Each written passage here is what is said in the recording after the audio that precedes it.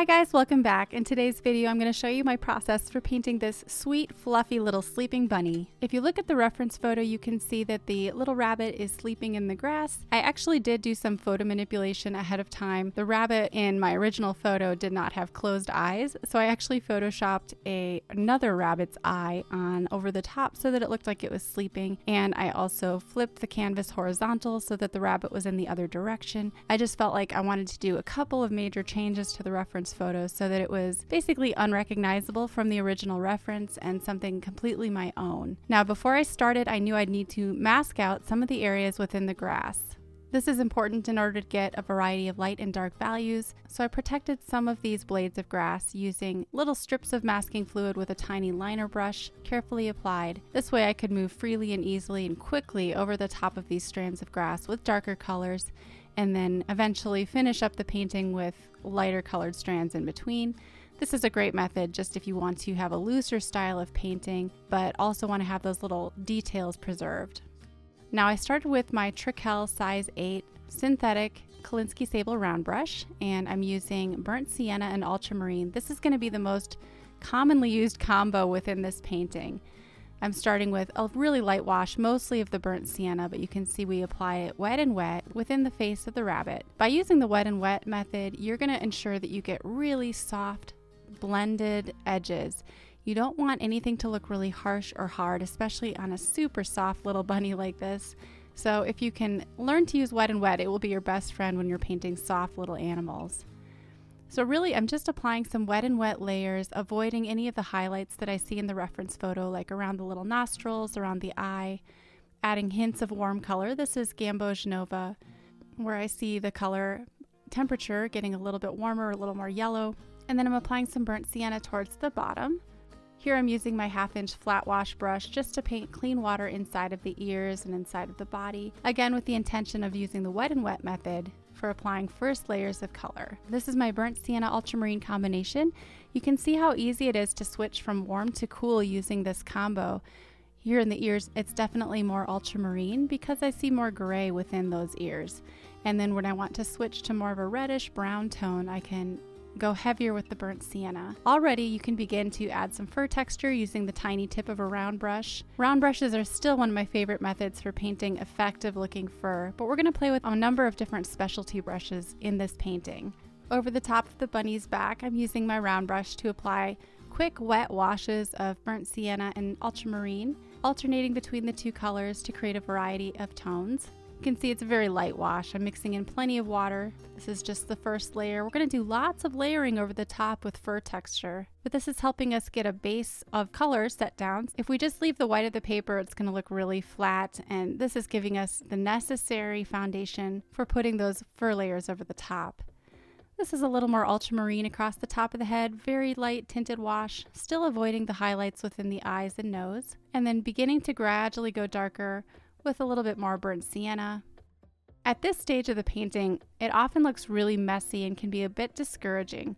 Don't give up, just keep layering, try to see it through to the end. These first washes don't have to be perfect. They can be a little blotchy with uneven edges, and that's totally okay because as you can see, as we begin layering fur texture over the top, it's going to start to look a lot more uniform and to really come together. For my most basic fur texture, I use the tip of the round brush, and then if I want to go a lot faster, I pull out my Kolinsky Sable natural bristle brush. This one is fabulous for covering larger areas quickly. You can see how those soft bristles tend to separate when it's just mostly dry with just enough paint on it to coat the paper. And I'm gently feathering it across the surface of the paper, creating tons of beautiful, super tiny soft fur texture. Not every flat brush will work this way. Test out all the brushes you have, and if you have some that are soft and the bristles naturally separate like this one, that'll work for you for this technique. If not, you can also take a round brush and spread out the bristles in a similar fashion. The most important thing here is to not press too hard, be delicate and feathering with your brush motions, and use very light tinted washes.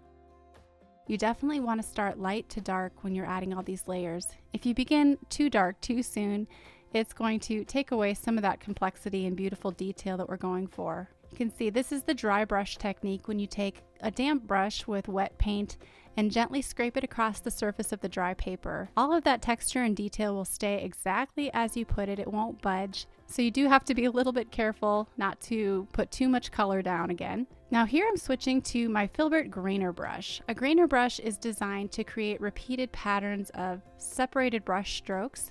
And if you use it in short, quick brush motions like you see here, you can apply wonderful fur texture to your painting. Switch back and forth between different brushes to see what works best for you. This light blue, by the way, is Core Phthalo blue. It's a really cool blue, which means it has a little bit more yellow in the mix, and it's adding a wonderful pop of blue tones to the rabbit's fur. Make sure to spread it out throughout the composition so you have good color harmony if you decide to use a bright color like this. So you can see I'm adding soft, tinted washes across the ears, across the cheek, and even on the back of the bunny. Now, if we want to, we can begin painting some grass. I'm mixing up some indigo and hooker's green by Daniel Smith, creating a super dark green for these initial strands, and then alternating with a little bit of Hansa yellow light, some permanent green number 1, a bunch of different light and dark greens for variety. Having protected those blades of grass with the masking fluid, we can paint really quickly over the top. If you want to paint along with me, the real-time version of this painting is available as a fully narrated course through my Watercolor Mastery membership. With your membership, you'll have access to this and over 120 full-length instructional videos, which cover a wide range of subjects like portraits, wildlife, landscapes, and pets. All videos come with a reference photo, traceable line drawing, and a complete list of supplies used for each project. I'll leave a link in the description below so you guys can check that out. Let's get back to the video. All right, I'm using my burnt sienna and ultramarine combo once again. A little less water and more pigment. It becomes almost a black color, and we can use this for those little tiny whisker pads and the details underneath the nose. And we can also use it to begin painting darker fur texture underneath the body. This is helping it feel more 3D because we're beginning to get a sense of more light and shadow shapes within the rabbit. The reference photo is a pretty bland light source. Perhaps the photo was taken on a cloudy day, so it's a little bit hard to tell where the light source is, but we're still going to get some shadow underneath the rabbit's body, so it's important to go plenty dark in the shadow areas. Now I'm switching to a scrumbler brush. This is just a cheap craft store brush that has short, stubby bristles, and it works really well for kind of this scrubby texture on the nose of the rabbit and in the face. This is a good brush for really, really short little bits of fur. You can also just blob it on the paper, again using the dry brush technique. This is probably not as effective if you're doing wet and wet. So we're just going to begin layering. My paint combo here is ultramarine and burnt sienna for a more neutral gray tone. So I'm applying that all across the side of the face. Make sure that you allow little gaps between your bristles so that we have a variety of lights and dark within the fur. I'm bringing that up into the ears and more carefully along the left side of the face. And then in the body, you can be a little bit more loose and carefree with your brush strokes because this is not the focal point. You still want it to look plenty soft and furry, but it doesn't have to be quite as detailed. Your viewer is not going to be scrutinizing this area of the painting. I'm switching back to that grainer brush. You can see how beautifully it works for painting these long strands of fur, and it is designed to perfectly separate so that you have that variety of light and dark. And then I'm switching back to my round brush again to paint some more burnt sienna, more layers across the fur. You'll see that when you want to paint realistic, beautiful, soft, fuzzy fur, layers are going to work the best because it creates this element of complexity that is just like real life, really. You have this intermixing of light and dark fur and many levels of it too. The goal here is to make it so that we can almost feel how soft this rabbit is. Now on the tips of the ears, I'm switching to my size 4 round brush. I'm allowing the bristles to separate once in a while, sort of like my flat brush was doing or the filbert grainer, but I'm also using just the tip of it and painting very specific little bits of parallel side-by-side brush strokes for fur texture along the edges. I used a similar technique to this when I did my master copy of Durer's hair.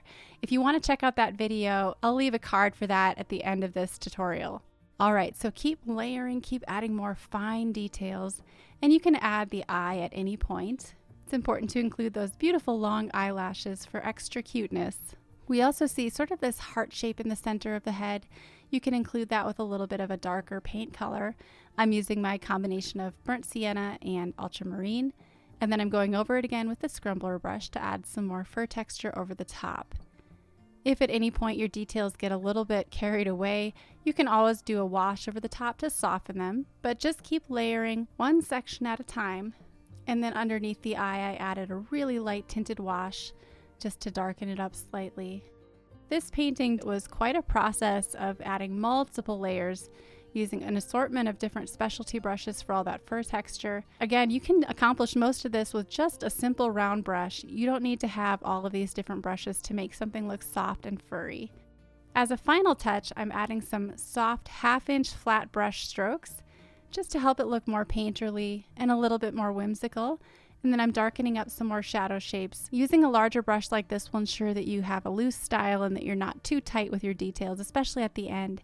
I think it can really add a lot to add these brush strokes. After removing the masking fluid, you can finish up any final details.